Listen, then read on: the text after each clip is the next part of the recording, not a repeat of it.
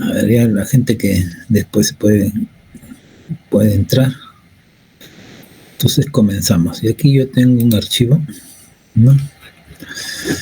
En el cual es un resumen del libro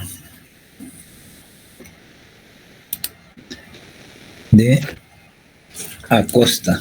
Yo estoy usando el Acosta, ¿no? Se llama Curso de Física Moderna de Virgilio Acosta, Clyde Cowan y B.J. Graham, ¿no? De la editorial Arla en México. El capítulo 26 es el átomo nuclear, ¿no? El núcleo. Capítulo 25 es el núcleo, ¿no? Ahí dice un japonés, ¿no? Yukawa en 1907, dice que es nacido en Tokio. Yukawa recibió su grado de doctor en ciencias de la Universidad de Osaka en 1938, donde ha enseñado desde el 39.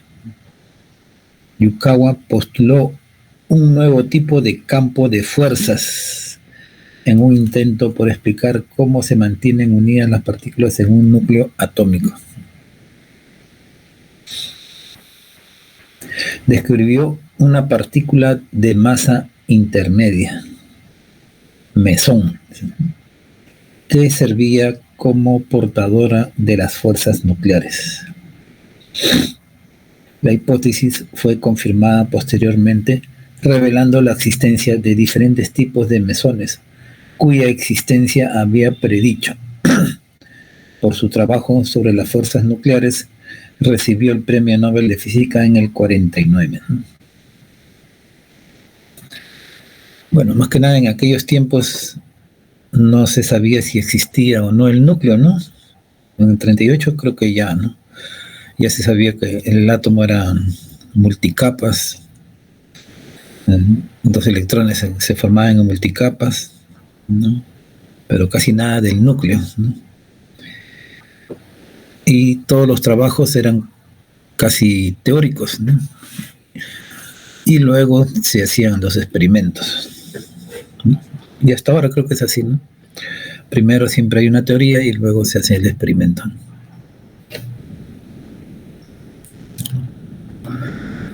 ¿No? Entonces, así era el núcleo, ¿no? Entonces, ahora entonces voy a compartir la pantalla, el núcleo, ¿no?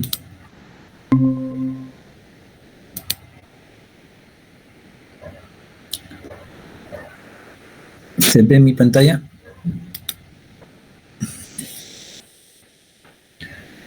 Muy bien, entonces, bueno, básicamente este es un resumen del capítulo 25, ¿no?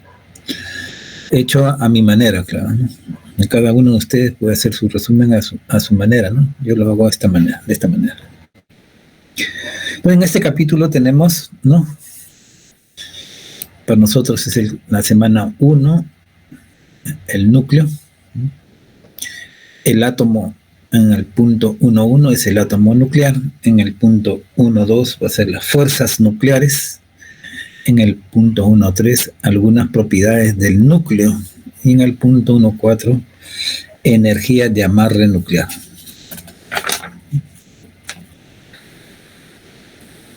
Entonces, aquí entonces vamos corrigiendo. El átomo lleva acento, ¿no? El modelo dinámico de Rutherford, ¿no? En 1911, ¿no? Si quieren saber algo del modelo de Rutherford, está en el capítulo 11 del libro, ¿no? Los experimentos de dispersión están ahí, ¿no?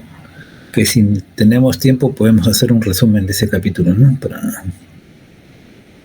Que es como una física moderna, ¿no? Mostró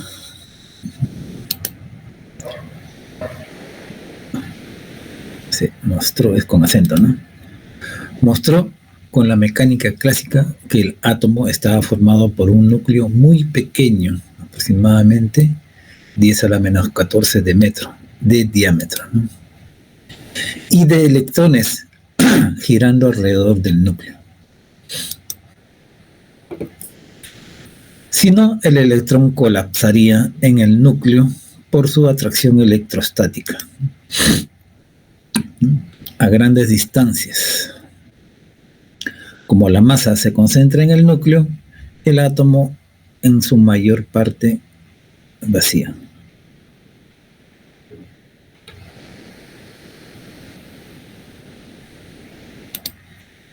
Es vacío, debe ser, ¿no? Como la masa se concentra en el núcleo, el átomo en su mayor parte es vacío, ¿no? Y que los electrones son pequeñísimos, ¿no? Mucho más pequeños que el núcleo. Muy bien, ese fue el modelo de Rutherford. Bien, entonces él midió más o menos que el núcleo era 10 a la menos 14, ¿no? Con este experimento, ¿no?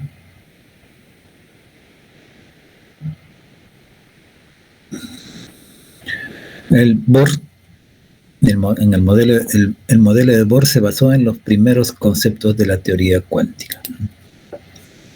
En el modelo de Bohr ahí se ve que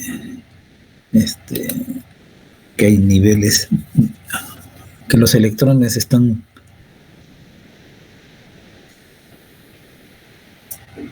rodeando, ¿no?, el núcleo, ¿no? Entonces esto fue los primeros conceptos de la mecánica cuántica, ¿no?, donde se demuestra que los niveles están cuantizados, por lo tanto hay una energía de escape cuantizada. Significa que es una cantidad fija, ¿no?, para cada elemento. Entonces pasamos al modelo de la mecánica cuántica, ¿no? Aquí, mecánica cuántica. La teoría cuántica de Schrödinger y Heisenberg describió correctamente la estructura atómica, ¿no?, como ya lo hemos visto en física moderna y en física cuántica, ¿no?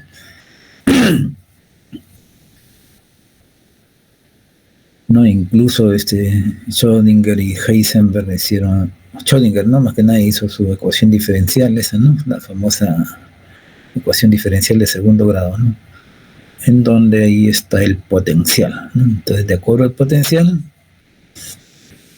tenemos entonces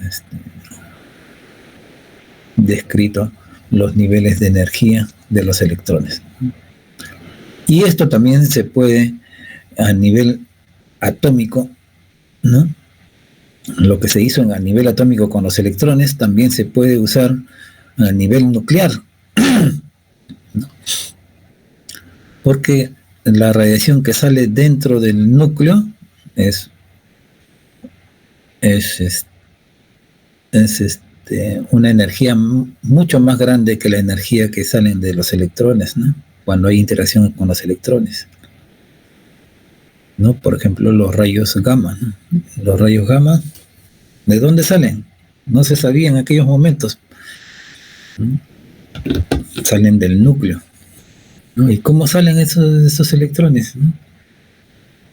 No se nota ahí que en la realidad que esa energía también está cuantizada, ¿no? Entonces se tiene que usar la mecánica cuántica ahí también, ¿no?, pero a nivel atómico, ya no a nivel de electrones, que como lo usamos en mecánica cuántica 1 y 2, ¿no? Entonces, este modelo de la teoría de Schrödinger y Heisenberg, que los dos lo hicieron, uno lo hizo con ecuaciones diferenciales y el otro creo que lo hizo en forma probabilística, ¿no?, con Brackett, creo, ¿no? Brackett. Entonces, este modelo de la mecánica cuántica, la teoría cuántica, describió correctamente la estructura atómica. Por consiguiente, el modelo de la mecánica cuántica se usa para describir el núcleo. Pero el problema es mucho más complejo y aún no hay una teoría completa unificada. Punto. Dos modelos del núcleo. Y hay más, ¿no? Hay mucho más, ¿no? Modelo de la gota líquida. Aquí podemos hacer un tab y poner esto aquí. Así, ¿no? Y el modelo. Aquí un tab. Este, y lo borro y lo pongo acá. Y el modelo de capas. Claro que hay muchos más modelos, ¿no? ¿No? Entonces estos son los modelos nucleares. El modelo de la gota líquida y el modelo de capas. La física atómica. ¿Qué habla de la física atómica? Estudia los electrones en las capas y subcapas. Las energías para la liberación o aceptación de electrones por el átomo son del orden de electronvoltios.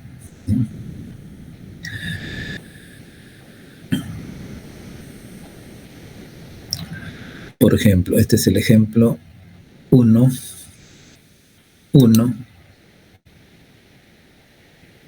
del átomo nuclear. Estamos aquí en el punto 1,1 del átomo nuclear. 1,1. Ejemplo 1. 13.6 electronvoltios es la energía para remover un electrón desde su estado fundamental del átomo de hidrógeno. Eso lo hemos visto, ¿no? En mecánica cuántica o en física moderna, ¿no?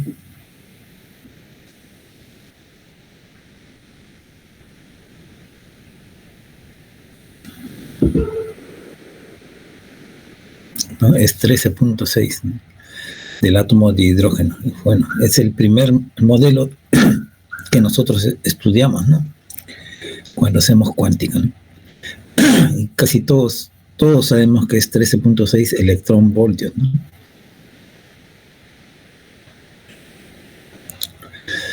El ejemplo 2, ¿cuánta energía por molécula se necesitan para la formación del agua?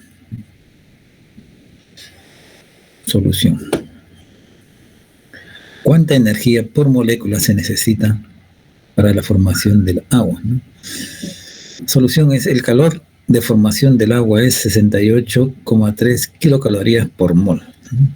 Y que una caloría es igual a 2,62 por 10 a la 22 electronvoltios, ¿no?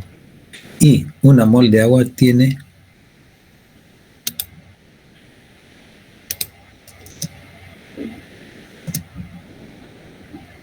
6,02 por 10 a la 23 moléculas.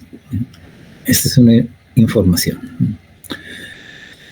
Luego, Q de energía por molécula, energía en electronvoltios por molécula, es 68 por el número de moléculas, todo dividido entre el número de moléculas, ¿no? A ver. El calor multiplicado por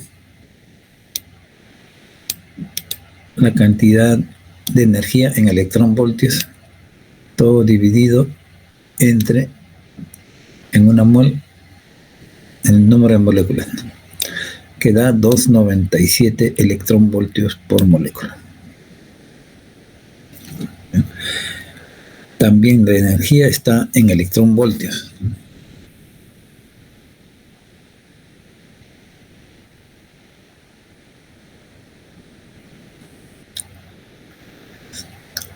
La estructura nuclear más simple es, vamos a poner un espacio, el deuterón. Tiene un protón y un neutrón. Ya, o sea, dentro del núcleo hay un protón y un neutrón en el núcleo, ¿no? Unidos por una fuerza nuclear atractiva muy fuerte. Para separarlos se necesitan 2,24 MeV de energía, ¿no? Ya pasamos, miren, de 13.6 electronvoltios o de 2,97 electronvoltios, ¿no? de 13.5 a 3 electronvoltios, pasamos a una energía de separación entre el neutrón y el protón, ¿no? 2,24 millones de electronvoltios, ¿eh? Y ahí hay una diferencia especial, ¿no? ¿Cómo es que sale esa energía? ¿Qué modelos usar? ¿No?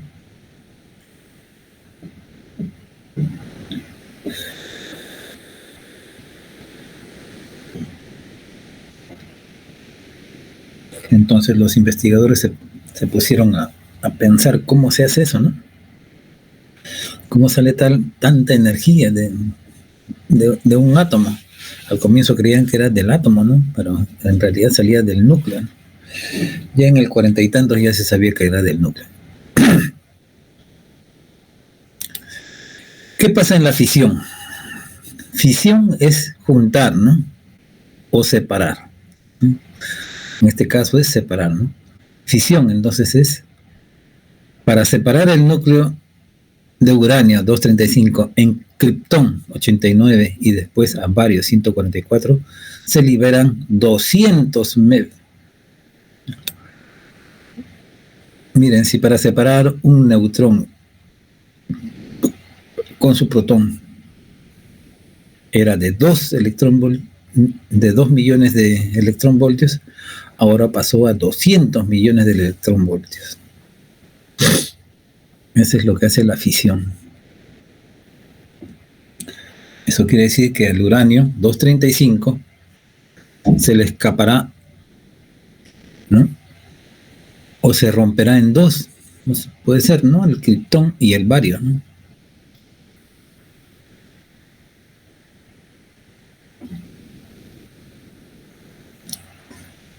¿No? Pasa de uranio 235, pasa, por ejemplo,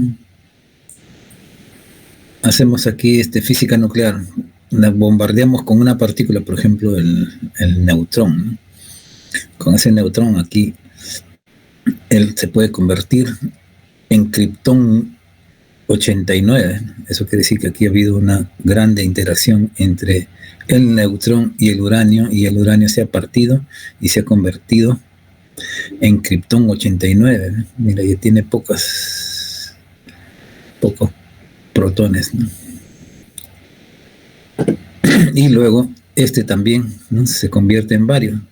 Algunos en forma natural y algunos en forma artificial, ¿no? Como por ejemplo de aquí a acá, no creo que sea natural, ¿no? O esto se va desintegrando naturalmente poquito a poquito hasta que llega a kriptón y después a bario. A kriptón 89 a bario, ¿no? Entonces de uranio va a kriptón y de uranio va a bario, puede ser, ¿no? Así, sí, ¿no? Más o menos son 200 millones de electronvoltios, ¿no? Una gran energía. En vez de poner eso. Los nucleones son los protones y neutrones del núcleo.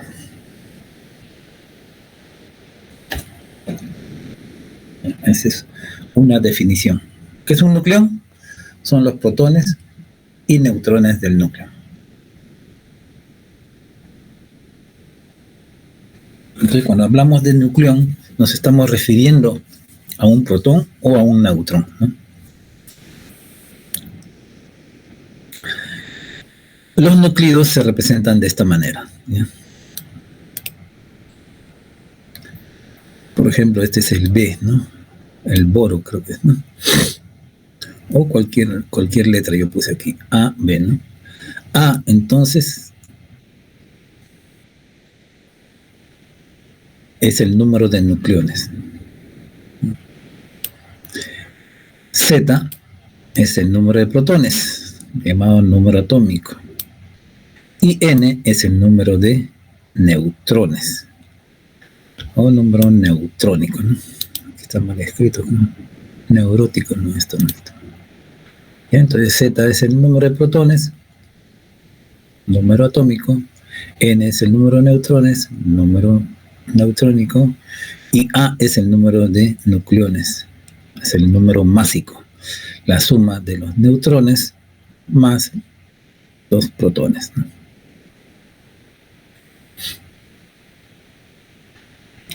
Entonces esto ya lo tenemos que saber, ¿no? De repente en física moderna, ¿no?, le han enseñado esta parte de repente, ¿no? Nucleones son los protones, los llamamos a los protones y neutrones. Y un núclido es representado de esta manera, ¿no?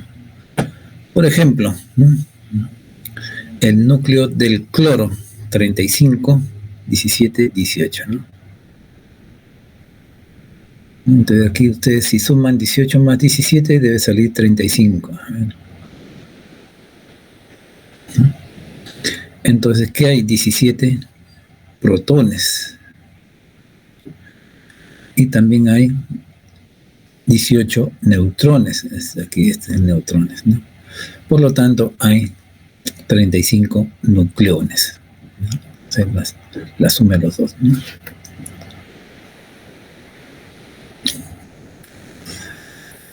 ¿Qué son los isótopos?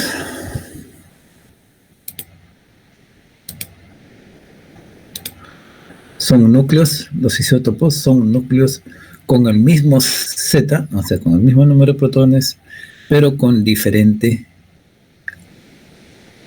número másico, o A, ¿no? Por ejemplo, los isótopos del silicio tienen el mismo número de protones, ¿no? Por ejemplo, aquí el silicio, ¿no? 14, 14, 14, 14, no cambia el Z, ¿no? Pero hay el silicio 28, 29, 30 y 32, ¿no? Entonces estos son isótopos que tienen diferente número másico, ¿sí? 28, 29, 30 y 32, ¿no? Y si ustedes quieren ver, al final del libro, creo que hay una tabla, ¿no?, en el cual te muestra los diferentes isótopos que hay. Por ejemplo, del silicio.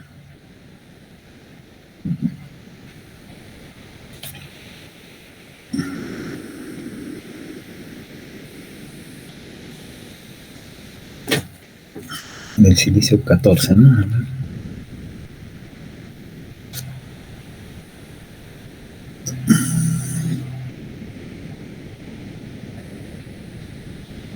Existe también 26, 27, 28, 29, 30, 31, 32, ¿no?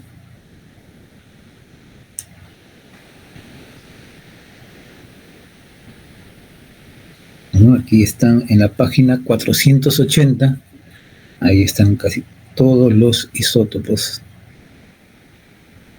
del silicio, ¿no?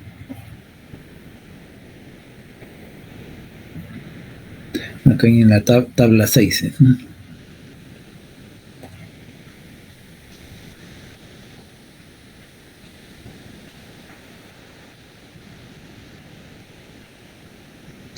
Incluso de cada isótopo, ahí te dice la abundancia relativa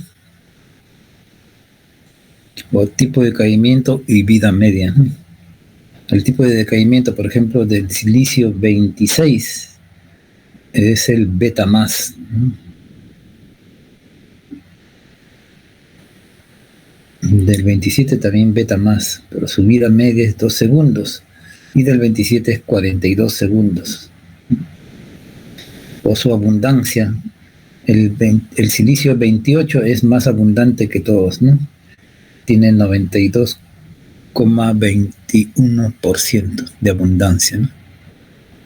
Eso significa que este silicio 28 hay más en la Tierra, ¿no? Y eso debe ser lo que vemos en las playas, en todas esas partes, ¿no? El 29 y el 30 ya son muy pocos, ¿no?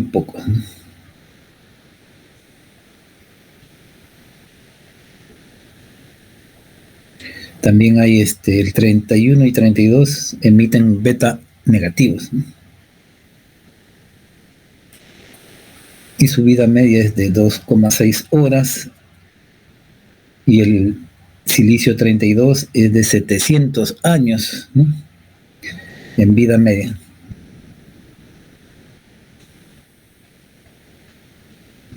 Entonces, si vemos un silicio 31, después de 2 horas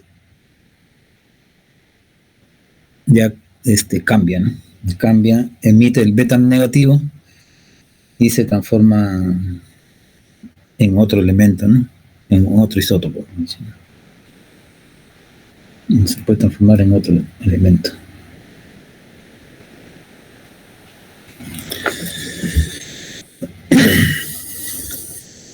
Los isóbaros son núcleos con el mismo A pero diferente Z, ¿no?, al revés de esto de aquí, ¿no? Por ejemplo, los isóbaros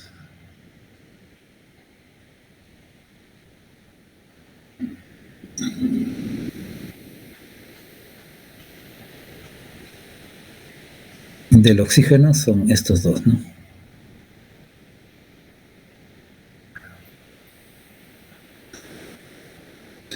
Está bien escrito isóbaros, ¿no? Aquí tienen el mismo A, 16, 16, pero el Z es el número de protones, el oxígeno es 8 y el nitrógeno es 7, ¿no? 8 y 7, ¿no?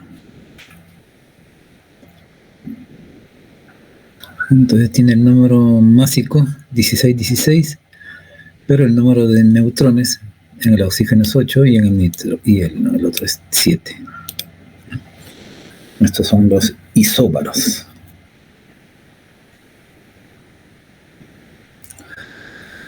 Los isótonos son núcleos con el mismo N, número de neutrones, ¿no?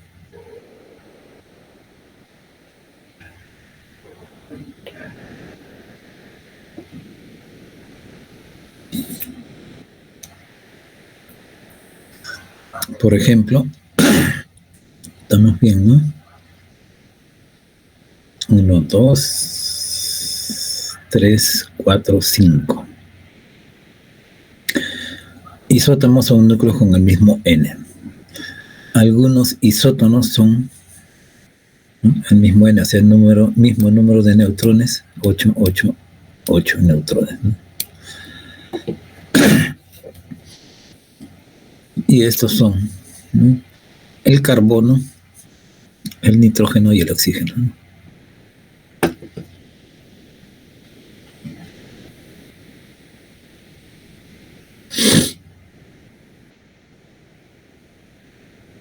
En la tabla 6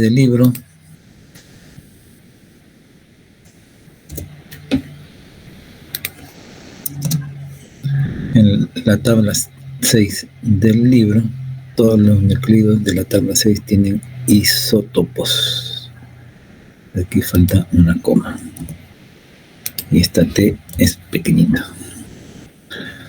Entonces tienen isótopos. Ya como hemos visto, por ejemplo, en la página 480, ¿no?, es la tabla 6, tiene varias páginas, ¿no?, y ahí están los isótopos, ¿no?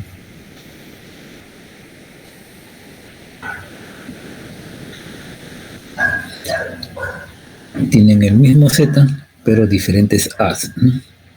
Del silicio 14, ¿no?, tiene 14 protones, pero tiene número másico, o sea, el número de neutrones va variando, ¿no? 26, 27, 28, 29, 30, 31, 32, ¿no? Pero estos, en abundancia, el 28 nomás tiene el 92% en abundancia. Eso quiere decir que hay más silicio 28, ¿no? O sea, con 14 neutrones. 14 más 14, 28. Con 14 neutrones. Y el resto emite puede emitir beta negativos o beta positivos, ¿no? Y se transforma después de un cierto tiempo, ¿no?, en su vida media, en otro elemento, ¿no?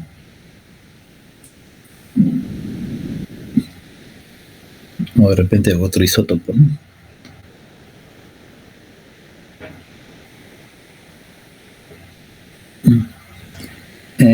La particularidad del silicio 32 es que emite un beta negativo después de 700 años, ¿no? Se puede estar ahí el 32 quietito, tranquilo, naturalmente, claro, ¿no?, sin que nadie lo moleste, y después de aproximadamente 700 años él puede emitir un beta, ¿no? En cambio, el silicio 26 emite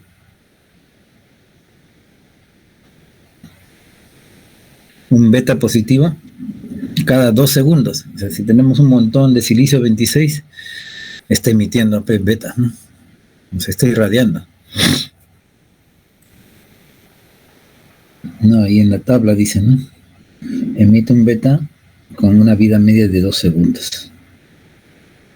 Imagínate, el 32, 700 años se demora.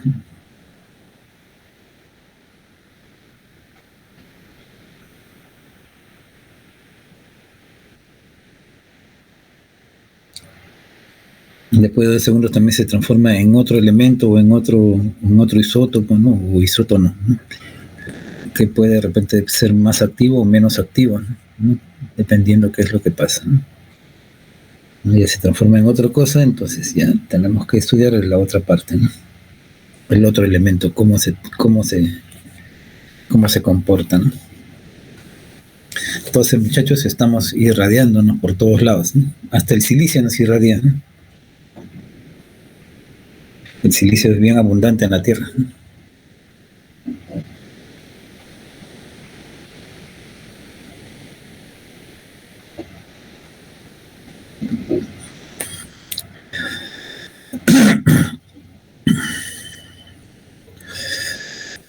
Acá hay un ejemplo para terminar con esta parte del átomo nuclear.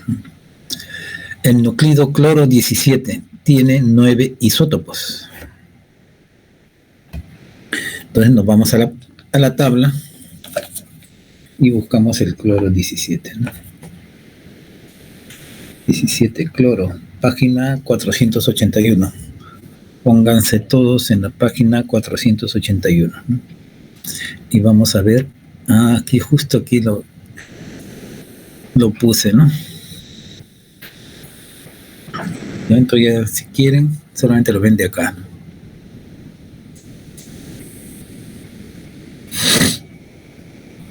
A ver, ¿qué más dice, no? Tiene 9 isótopos. Tabla 6. Fácil, ¿no?, que va desde la A32 hasta la 40. Pero los más abundantes son los que tienen A35 y 37, ¿no?, con abundancias de 75,53 y 24,47%, y masas atómicos de 34,98 UMAS y 36,98 UMA respectivamente. En la naturaleza, el cloro es una mezcla de 2 isótopos. Así que la masa atómica media del cloro es, ¿no?, entonces aquí estamos calculando la masa atómica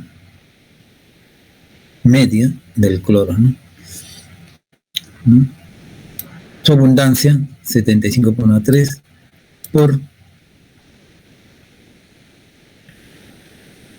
por su masa atómica 34,38, su abundancia del 36,98, ¿no?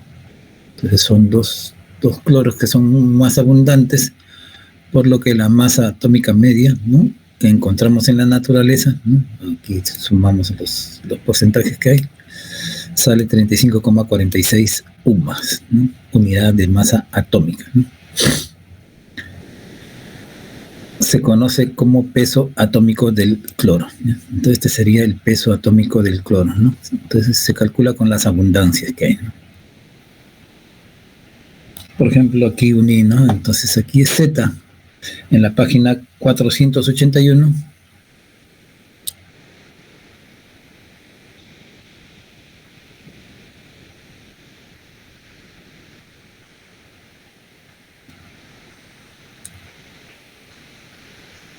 tenemos esta tabla, ¿no?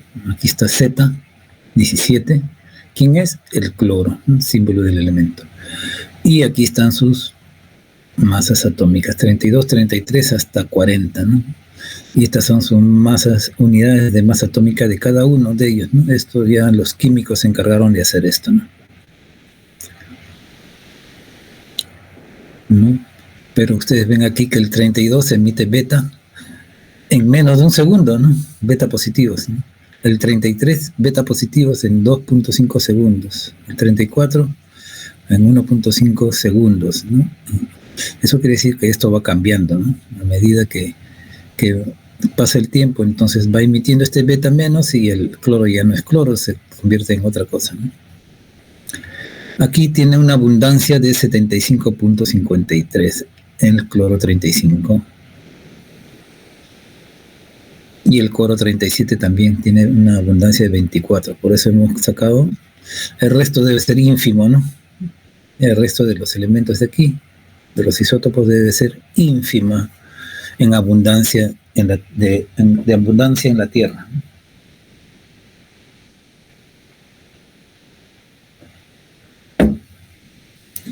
¿Eso por qué? Porque va cambiando, miren, aquí va cambiando cada segundo, ¿no? En estos tres cada segundo. Este sí se demora, ¿no? Se demora, pero también debe ser poco, ¿no?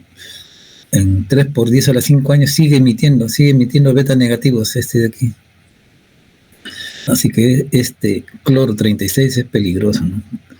Porque se demora 3.6 por 10 a las 5 años de emitiendo beta negativos.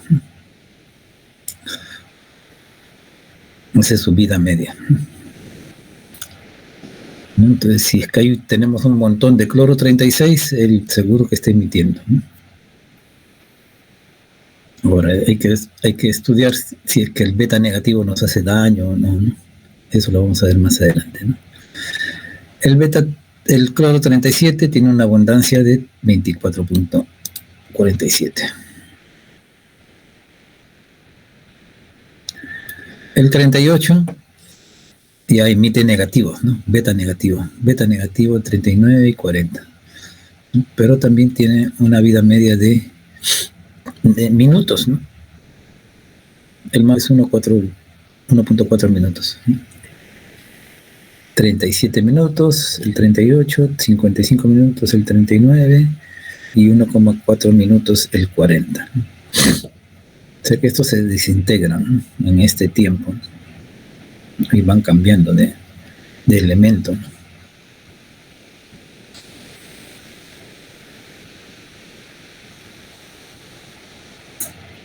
La abundancia del hidrógeno se halla en la siguiente tabla. Entonces, esto está claro, ¿no? Para encontrar la masa atómica media del cloro, ¿no? Se calculan las abundancias, un promedio, ¿no? De las abundancias que hay, ¿no? En este caso el cloro, 35,46.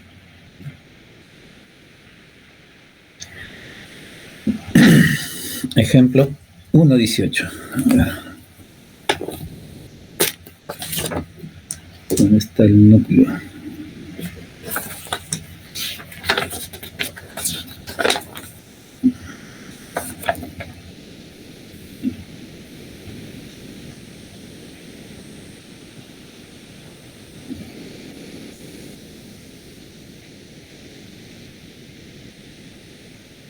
Abundancia del hidrógeno se halla en la siguiente tabla.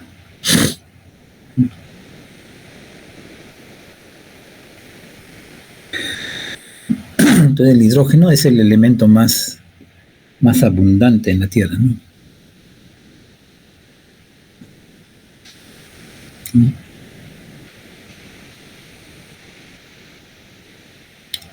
Ejemplo 18. La abundancia del hidrógeno se halla en la siguiente tabla, ¿no?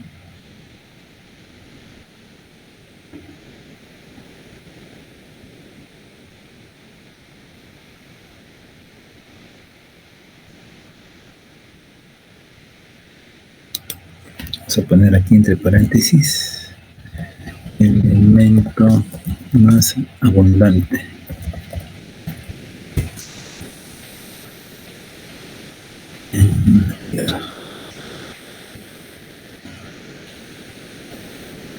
Entonces tenemos esta tabla, ¿no? Isótopo hidrógeno, deuterio y tritio. A ver, ¿dónde está esto? La tabla 6 está en esta.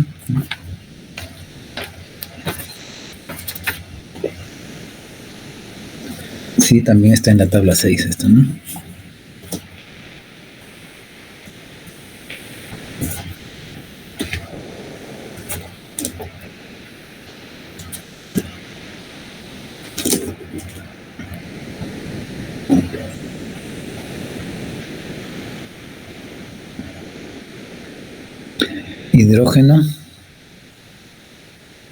Hidrógeno 99.985, ¿no? Ahí dice 99.9, ¿no? El deuterio es el 2, 0,015, ahí sale 0,1, ¿no? Ahí están aproximándolo. Con respecto a la tabla 6 de la página 479, ahí están aproximando con 2 dígitos, ¿no? Aquí el hidrógeno tiene una abundancia de 99.985 y aquí en el donde estamos viendo tiene una abundancia de 99.99, lo han redondeado, ¿no? Mientras que el deuterio tiene en la tabla 6, página 479, tiene una abundancia de 0.015, ¿no? Y aquí le han puesto 0.1, ¿no? 0.01. Y el tritio son trazas pequeñas, casi no hay tritio, ¿no? Casi no existe en abundancia, ¿no? Por eso dice trazas, dicen, ¿no?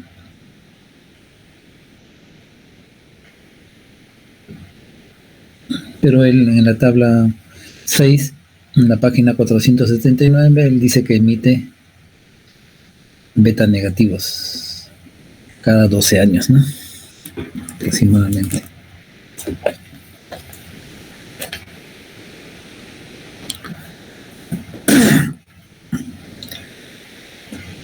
Muy bien, entonces la abundancia del hidrógeno se calcula de la siguiente manera.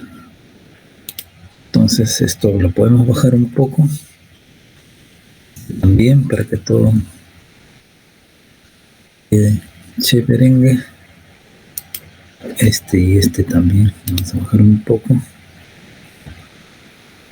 No quiero bajar.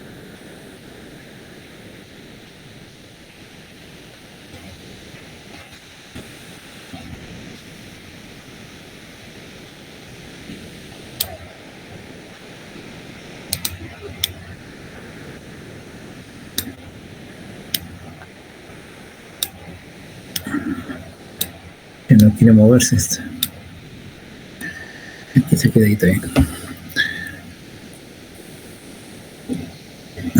Aquí mucho se movió esto.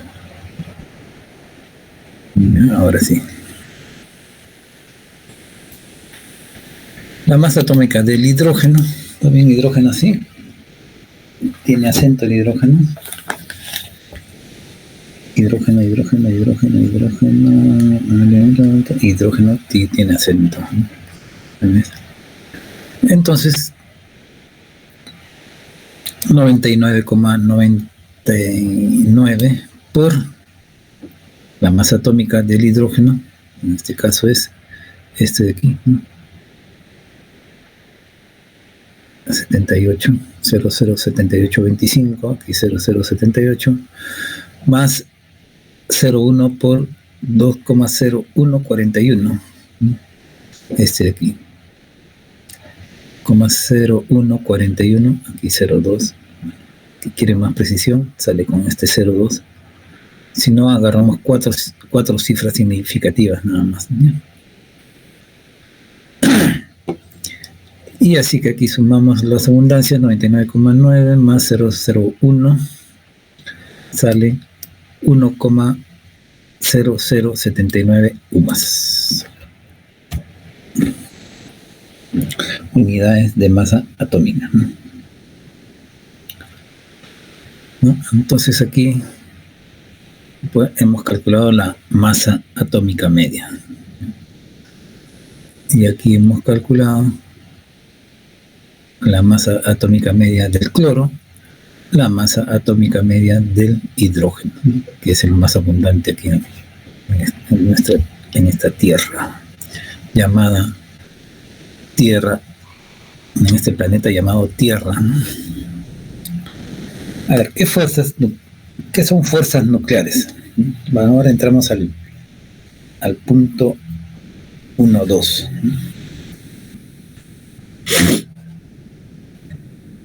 Bueno, ¿a qué se deben las fuerzas nucleares? ¿Qué me dicen ustedes?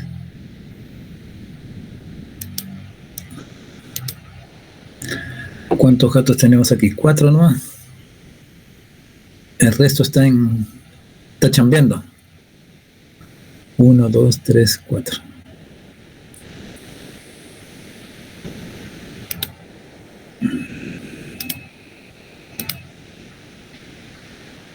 Ah, también está Jonathan. Hola, Jonathan. Buenos días, profesor. Hola, ¿qué están? Bueno, a ver, vamos a hablar. ¿Qué son fuerzas nucleares? ¿No?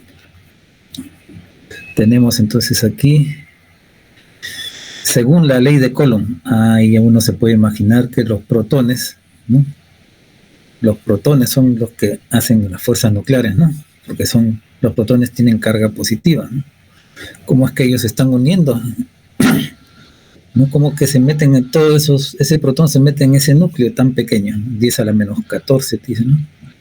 De metro, ¿no? Los protones dentro del núcleo deberían repelerse fuertemente y dispersarse, ¿no? ¿Cómo es que sucede eso? La lógica para nosotros, ¿no? Que todavía no sabemos casi nada del núcleo, no deberían estar unidas, ¿no? Para explicar la estabilidad del núcleo se supone que hay una fuerza atractiva muy intensa entre los nucleones, ¿no? O sea, entre los protones, ¿no? Y los neutrones también, aunque los neutrones no tienen carga, ¿no? Llamadas interacciones fuertes, fuerzas nucleares, ¿no? Entonces aparece ahí una fuerza llamada fuerza nuclear. Ese es lo único que puede explicar por qué están ellos juntos, unidos, ¿no? Bien juntos y bien apretaditos ahí dentro del núcleo, ¿no? Entonces, ¿no? Ya habíamos hecho referencia a Yukawa, ¿no? Que nació a principios del siglo pasado, 1907, ¿no? Y ganó el premio Nobel en el 49, después de 10 años que recibió su doctorado, ¿no? Justo por este modelo, ¿no? De las fuerzas nucleares, ¿no? Entonces vamos a ver qué dice, o qué premisas, o qué hipótesis colocó Hikedi Yukawa.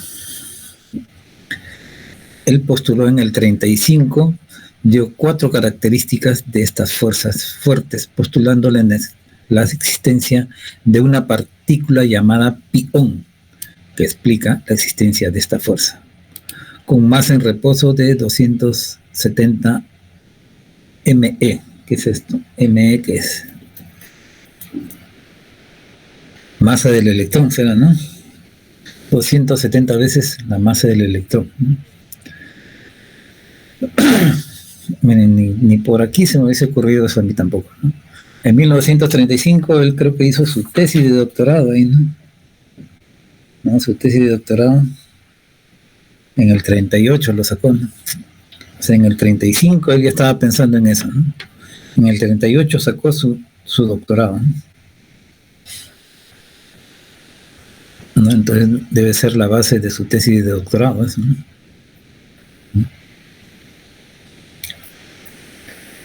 entonces existe una partícula llamada pión que tiene una masa en reposo de 270 masas del electrón. 1. Esta fuerza interacciona a cortas distancias. Entonces hay una fuerza que solo interactúa a cortas distancias. Si está muy lejos, no se siente, ¿no? Tiene que estar cerca. Cuando estás bien cerca, ahí recién sientes la fuerza nuclear que te atrae, ¿no? Así que mucho cuidado, no se acerquen demasiado a las costillas, porque ahí la fuerza nuclear ya los atrapa y ya no salen, ya se fregaron, se casan y ya fueron ya ustedes. 2. Esta fuerza es independiente de la carga. O sea, no interesa la carga. ¿Ya? Mira, algo ilógico al menos para nosotros que recién estamos entrando a esto, ¿no? Yo ya tengo 60 años, ustedes deben tener 20, 25, 17, algunos 17, 18, 19. ¿No? Y miren, pensar de esa manera. Y él tenía 20 y tantos años más cuando postuló esto en el 35, ¿no? Él nació en el 7, menos 7, tenía 28 años, tenía cuando postuló estas hipótesis, ¿no? Sé que esta fuerza no depende de la carga, imagínense. Sé que puede ser que... Cuidado que se confundan, la chica no es chica. Tercero, estas fuerzas son las más intensas de la naturaleza. Bueno, en aquel tiempo no había más fuerzas, ¿no?, que la fuerza de Coulomb, ¿no?, que Coulomb lo hizo ya hace varios siglos, hace varios cientos, ¿no? Y ahora existen las fuerzas nucleares que no existían en aquel momento, ¿no? Y ahora están apareciendo, ¿no? Estas fuerzas son saturadas por los nucleones circundantes, ¿no? ¿Qué significa esto? Estas fuerzas son saturadas por los nucleones circundantes. ¿Qué significa eso? Que solo existen con los nucleones, ¿no?, que están cerca, ¿no?, que los que están lejos no.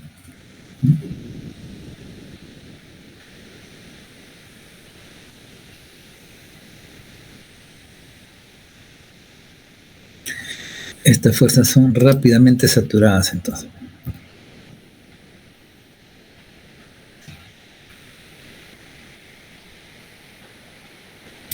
Eso quiere decir que si te alejas un poquito, ya fuiste, entra otro, ¿no? Ahí te quitan a tu chica. Así que cuidado con esas fuerzas nucleares, son peligrosas. Ya entonces él postuló todas estas 4 características que tenía, ¿no?, y que nadie se iba a imaginar esto, ¿no? ¿No? Esta fuerza interacciona a cortas distancias, ¿no? Tiene un alcance corto, ¿no? En base a experimentos de dispersión, esta fuerza interacciona entre los nucleones a distancias del orden de 10 a la menos 15 de metros. Entonces, solo cuando llegas ahí recién aparece esa fuerza nuclear, ¿no? Si no, te repele, ¿no?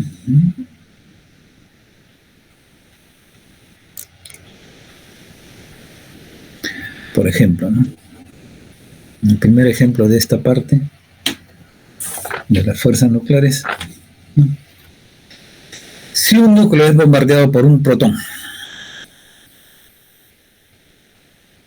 entonces tenemos el núcleo y bombardeamos por un protón, ¿no? Ustedes pueden ver la figura en la página 280, creo que está acá abajo, esta figura que está aquí.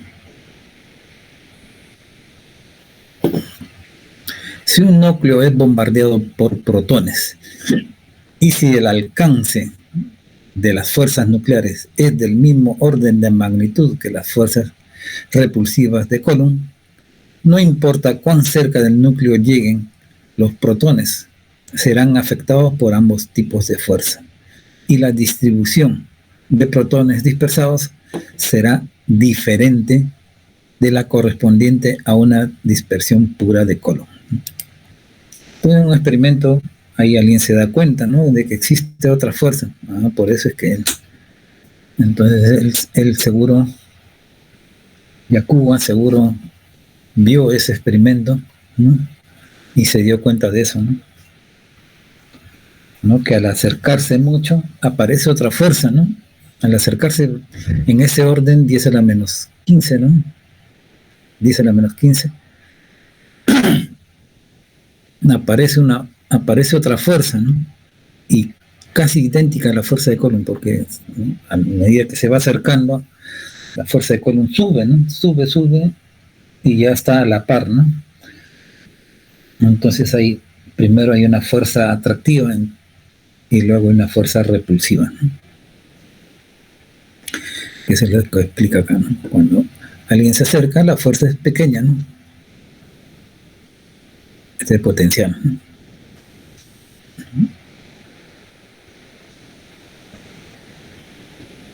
A medida que se va acercando, hay una fuerza atractiva, después hay una fuerza repulsiva, ¿no? Mientras más se acerquen, ¿no?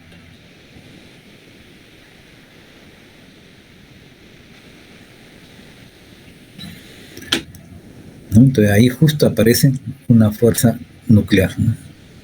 Los protones que no pasan demasiado cerca del núcleo son dispersados por fuerzas eléctricas repulsivas. Claro, positivo con positivo se repelen, o sea, no llegan al núcleo, ¿no? Estos de aquí, ¿no? Se van acercando, su fuerza, ¿no?, comienza a aumentar y son repelidas. Todas estas de aquí son repelidas, ¿no?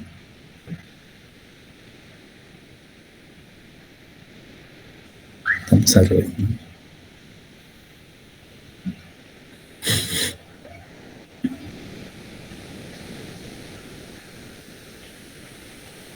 Entonces tiene que estar bien cerca para que sean atraídos, ¿no? Si la energía de los protones, es lo suficientemente grande para vencer el efecto repulsivo de Coulomb, pueden pasar muy cerca del núcleo y caer dentro de las fuerzas nucleares atractivas. Eso quiere decir que lo atrapa, ¿no? Lo atrapa y se queda esa partícula, es atraída y atrapada, ¿no?, por el núcleo, ¿no? En este caso, la distribución de los protones dispersados se debe grandemente a las intensas fuerzas nucleares atractivas y es muy diferente de la dispersión de Coulomb.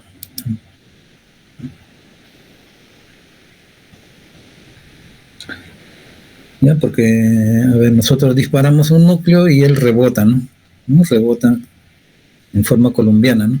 Pero si se acerca mucho al núcleo ya es atrapado y ya no se comporta como una fuerza colombiana, sino que puede ser atrapado o desviado a otra dirección, pero ya no se explicaría como una fuerza de Coulomb.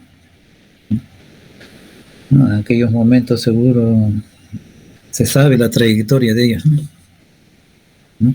De un comportamiento colombiano, pero si aparece otra fuerza ya es otra cosa. Entonces hay que pensar qué pasó ahí, ¿no? Y la mejor explicación la hizo Yukawa, ¿no?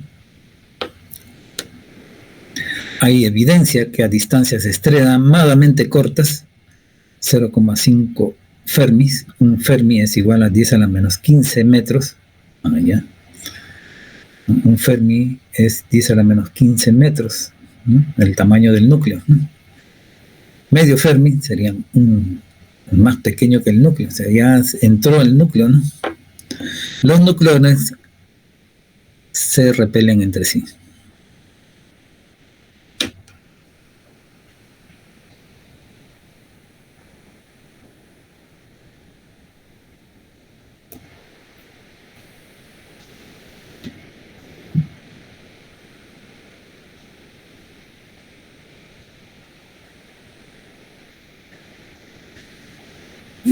Muy bien, entonces ahí ya es otra figura, ¿no?, de la figura.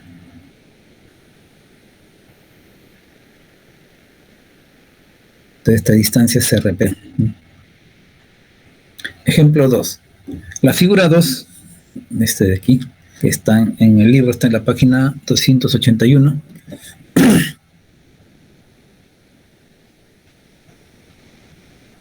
¿Ya? Aquí hablamos de pozos de potencial, por eso es importante estudiar estos pozos matemáticamente o explicarlos de una buena manera. Pozo de potencial de Yukawa.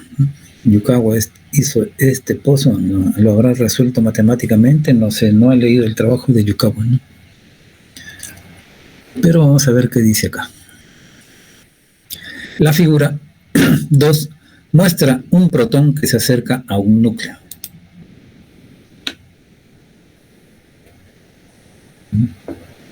Aquí está el protón y se está acercando, ¿no? Aquí está. Protón incidente, ¿no? Se está acercando al potencial de Coulomb.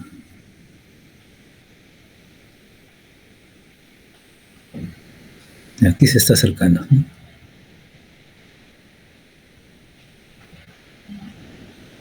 Y está sintiendo esta fuerza, un protón con protón, entonces esta debe ser una fuerza de potencial repulsión, ¿no?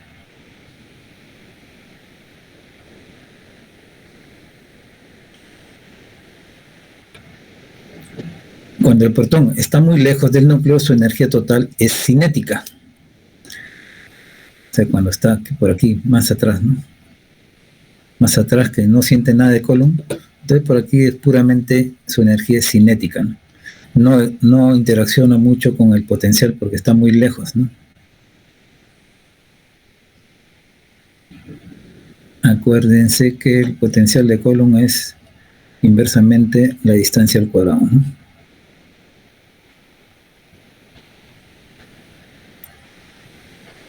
A medida que se acerca al núcleo, es repelido por el núcleo positivo.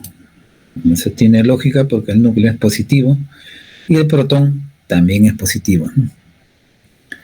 Y experimenta un potencial repulsivo de Coulomb. Aquí será 2 puntos, ¿no?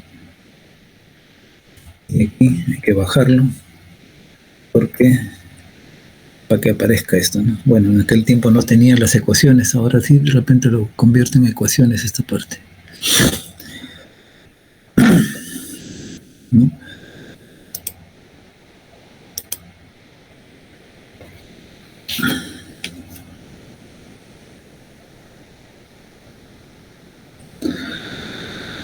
Entonces el potencial es K veces Z, es E, es la carga del núcleo, ¿no?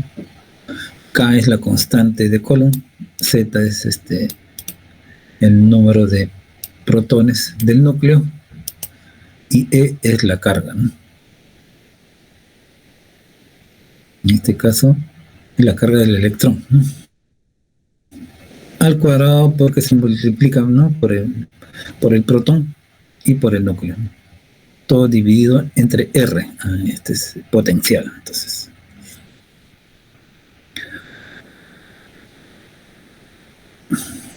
un incremento en la energía potencial.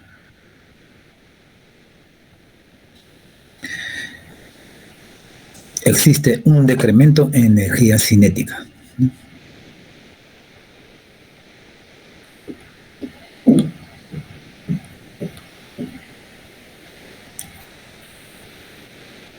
¿No? Entonces, a medida que se acerca aquí al potencial, dice que pierde energía, pero gana en energía potencial, ¿no? A medida que se va acercando, ¿no? De la figura 2, la energía total es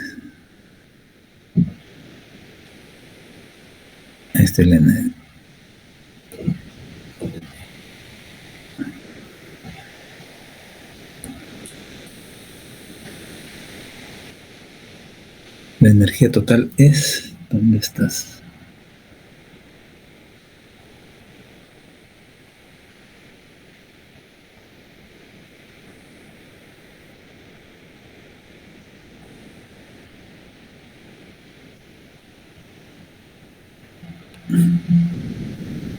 Y aquí esta figura es el potencial Yokogawa de las fuerzas nucleares de corto alcance comparado con las fuerzas de Coulomb. Muy bien, ahora esto como lo chico.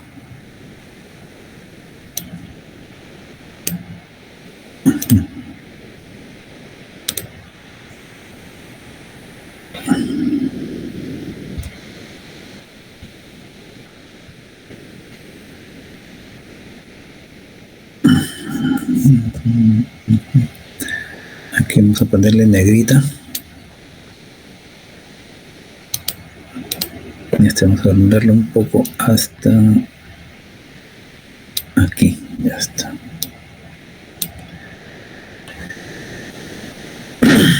Entonces AB igual a AC más CB, ¿no? ¿Dónde está A?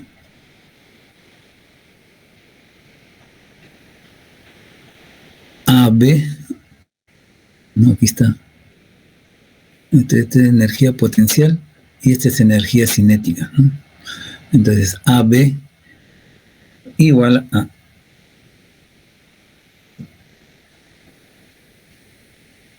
ACB, ¿no? Aquí es BCA, ¿no? AB, o sea, toda esta energía es igual a AC, esta energía potencial, más CB es la energía cinética, ¿no? Donde AB es la energía total.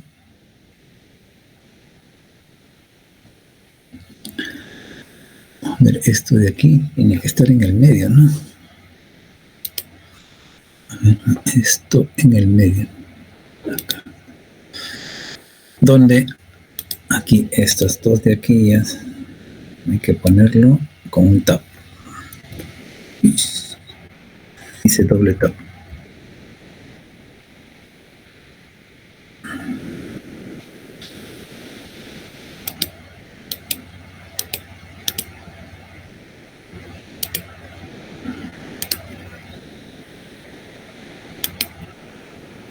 Ya está.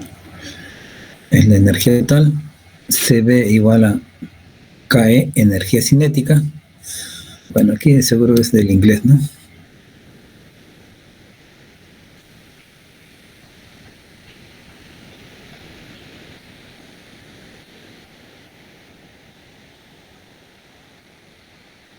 Y esto también hay que ponerle en el medio. A ver.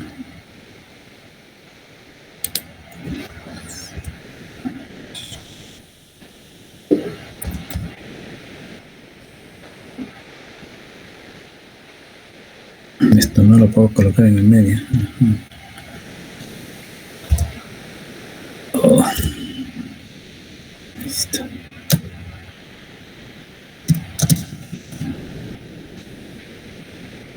Sí.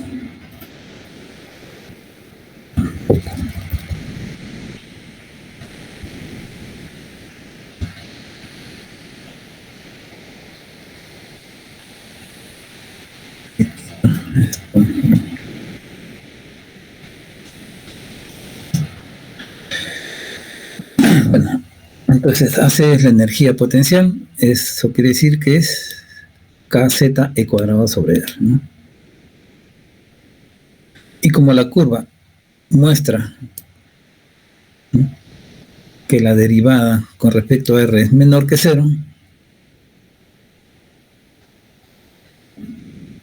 entonces la fuerza eléctrica es menos E por dB de R, que es mayor que cero.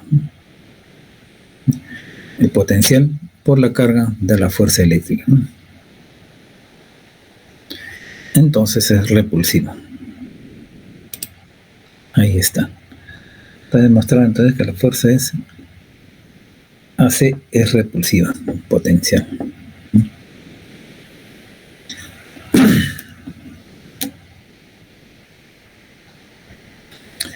Entonces en la figura 2,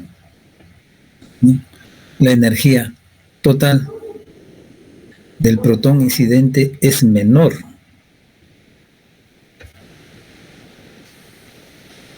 que la altura de la barrera de potencial de Coulomb. O sea, esta que está más arriba, ¿no? Ahí tiene un cachito, este de aquí. Esta energía de aquí, toda esta energía es menor que esta, ¿no? La energía total del protón incidente es menor que la altura de la barrera de potencial de Coulomb. Eso sí se ve, ¿no? Bien. El potencial de Coulomb está más alto que la energía del protón incidente, ¿no? O sea, ahí se suma la energía cinética más la energía potencial. Viéndolo clásicamente,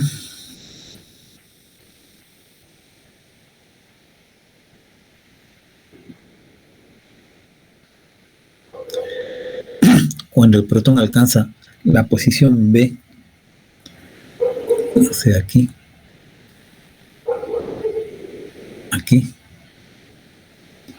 ¿no? Está a una distancia que ya está entrando el potencial, ¿no?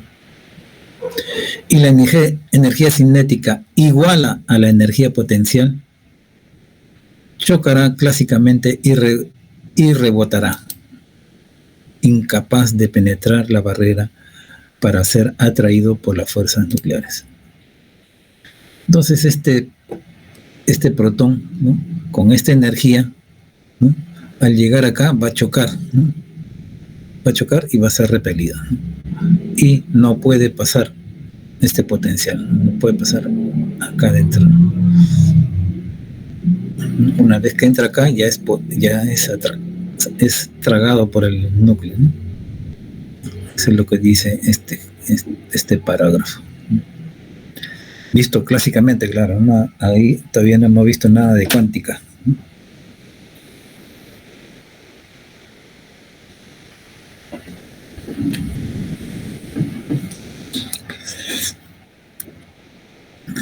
Uy, también. Bueno, ahí lo dejamos mejor, ¿no?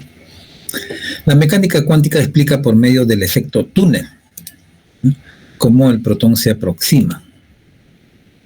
Tiene como electrón que se aproxima, tiene una probabilidad finita de penetrar la barrera de potencial y caer dentro del pozo de potencial de Yukawa, asociado con fuerzas nucleares. A ver, entonces si este protón tiene más energía, entonces puede penetrar, ¿no? Acá adentro. Le gana el potencial de Coulomb y entra aquí al potencial de Yukawa, ¿no? Que esto es enteramente atractivo, ¿no? Guardar. Ya le cambié de nombre, guardar.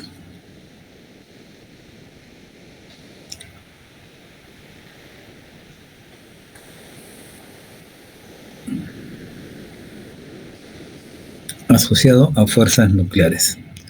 Entonces el potencial de Yukawa, ¿no? Es este de aquí. Menos G cuadrado E a la menos AR.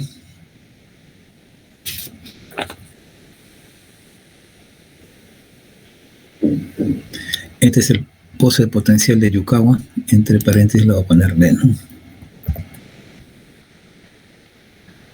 Asociado a fuerzas nucleares, ¿no? Esto es lo que él postula, ¿no? A ver. Aquí un tab. Y aquí otro tab. Y esto de aquí. Otro tab. Más entrada, ¿no? Ahí está, sí, apareció bien. Aquí, a ver. Y aquí un poquito para allá. Entonces el potencial es este, ¿no? Y supuestamente justo esta parte de acá abajo, ¿no? Este de aquí, ¿no? Claro que tiene aquí una parte simétrica, ¿no? Entonces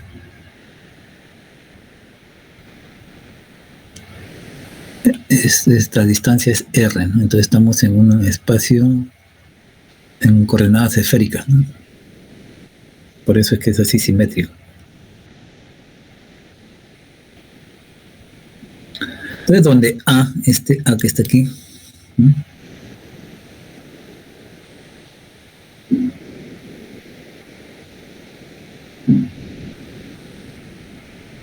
es m por c, que es la velocidad de luz, h partida, ¿no?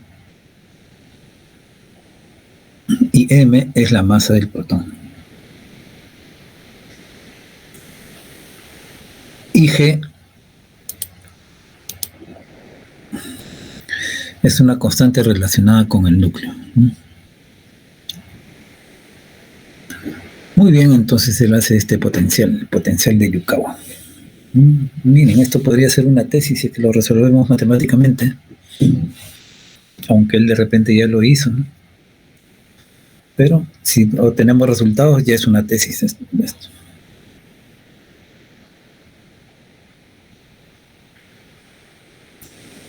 Solo que hay que meterse aquí a la ecuación de Schrödinger, ¿no?, para resolver esto. Y no creo que no es nada fácil. Aunque ya numéricamente ya debe estar resuelto por ahí. Alguien lo tiene, ¿no? Si no, como hicieron la bomba nuclear, ¿no?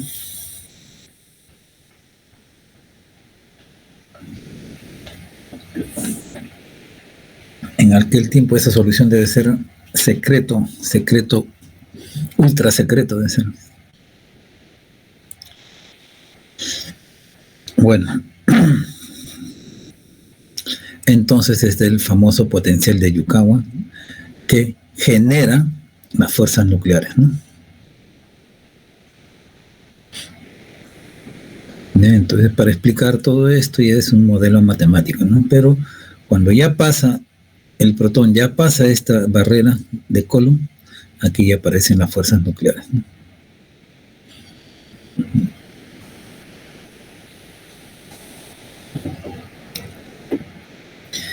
Y ya el protón es tragado por el núcleo, ¿no? Eso se llama fusión, ¿no? Cuando ya es tragado se llama fusión. Cuando emite se llama fisión, ¿no? Fisión quiere decir que el núcleo se parte.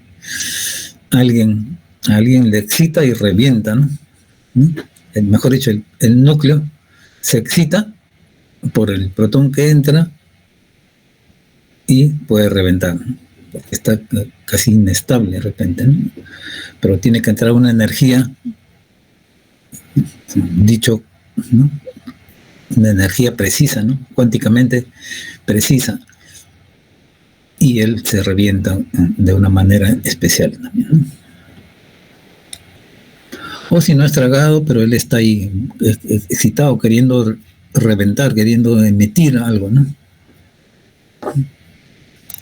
O puede ser que se estabilice también, ¿no? Depende de en qué se convierte ese elemento, ¿no?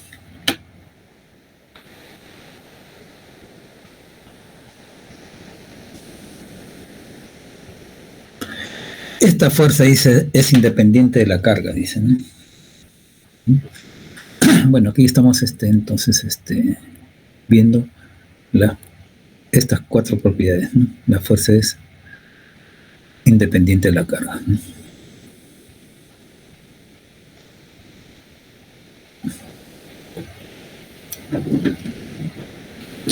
Los experimentos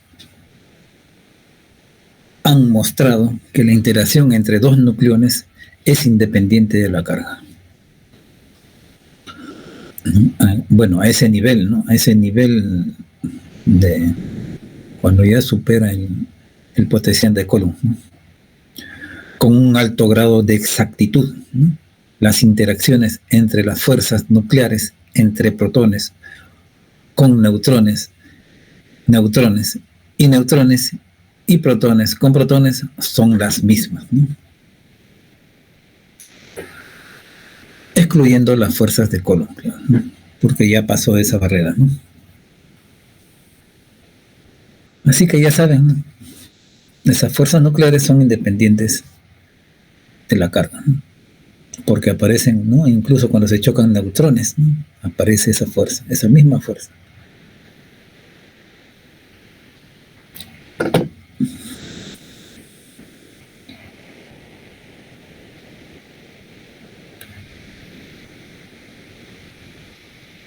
Estas fuerzas son más intensas de la naturaleza, ¿no? Estas fuerzas son las más intensas de la naturaleza. son las fuerzas entre nucleones. Entonces, las fuerzas mayores que encontramos en la naturaleza son las nucleares. Y estas solo aparecen entre nucleones. O sea, entre protones y protones, neutrones, neutrones o protón, neutrón. Las fuerzas gravitacionales y las electromagnéticas son más débiles. O sea, son mucho más débiles, ¿no? Vamos a poner aquí mucho, ¿no? Lo más débiles. Ellas fueron observadas mucho antes que las fuerzas nucleares. Claro, hace 2-3 siglos esas fuerzas electromagnéticas y gravitacionales, ¿no?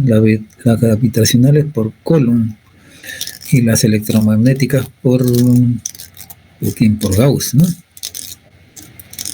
Gauss y todos esos genios que inventaron el electromagnetismo, ¿no?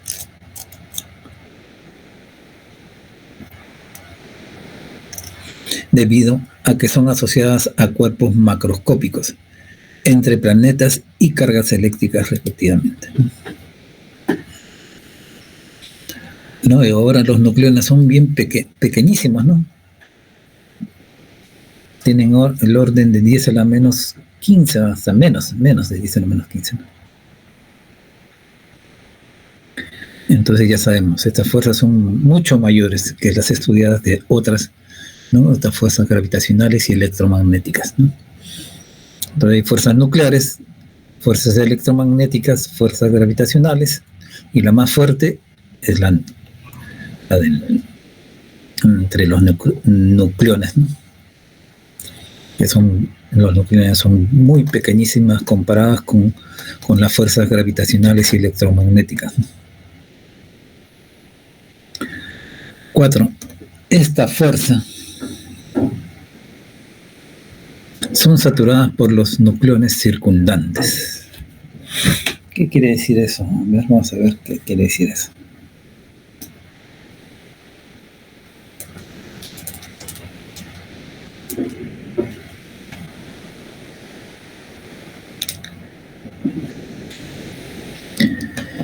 Las fuerzas nucleares son las únicas en la naturaleza que exhiben efectos de saturación. ¿Qué significa eso? La habilidad de las fuerzas nucleares para actuar entre otras partículas alcanza un punto de saturación cuando un nucleón está completamente rodeado por otros nucleones. Los nucleones situados fuera de los nucleones circundantes no sienten las interacciones del nucleón rodeado.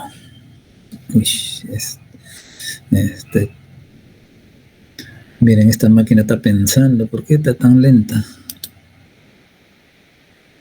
Se puso lenta ahora otra vez, ¿no? Tener que ponerle algo, debe haber algún virus, o está lenta porque está pensando mucho, ¿no? Bueno, entonces ya saben, ¿no? Entonces hay modelos sobre esto también, ¿no? Si yo tengo un nucleón y todos los que me están rodeando por fuera están bien pegados a este nucleón, entonces ahí sí sienten las fuerzas nucleares. Pero los que están ya más afuera ya no sienten tanto, ¿no? como el que está más pegado al nucleón central, ¿no? Por eso es que se saturan. Significa de que ya no sienten esas fuerzas nucleares, ¿no?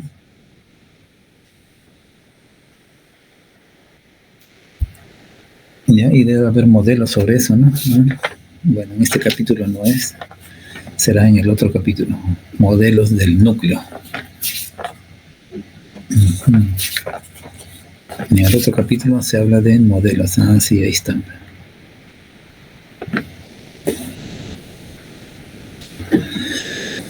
Muy bien, a ver.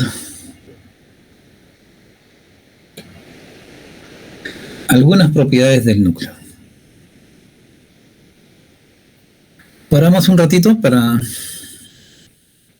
que tomen su cafecito, ¿ya? Nos quedamos con la teoría y la próxima semana ya avanzaremos más Ya se supone que esta semana teníamos que avanzar 2 capítulos, pero hemos avanzado muy poco por el problema que yo tuve con mi laptop. En la próxima semana, entonces, avanzaremos 3 capítulos, 1 por cada clase será, ¿no? Ya para recuperar lo que hemos perdido. Pero ustedes ya saben, el capítulo 25, 26, 27, 28 y así, ¿no? Hasta terminar el libro. Ya, entonces les dejo con el profesor Jonathan Muñoz para que les haga la práctica. ¿Ya? Entonces yo estaré aquí solamente escuchando la clase. ¿Ya? Ok, profesor, gracias. Nos vemos entonces. Sí, hasta luego, profesor.